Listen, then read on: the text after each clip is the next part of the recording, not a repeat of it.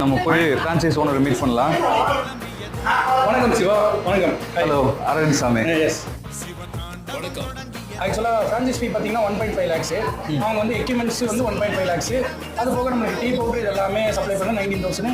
டோட்டலாக வந்து 3.5 lakhs நம்மளுக்கு ஃபுல் இன்டீரியர் செட்டப்பே கிடைச்சிடும். இப்போ கஸ்டமர் பேஸ் பார்த்தீங்கன்னா ஒரு கிட்டத்தட்ட ஒரு 60-70 பேர் வராங்க.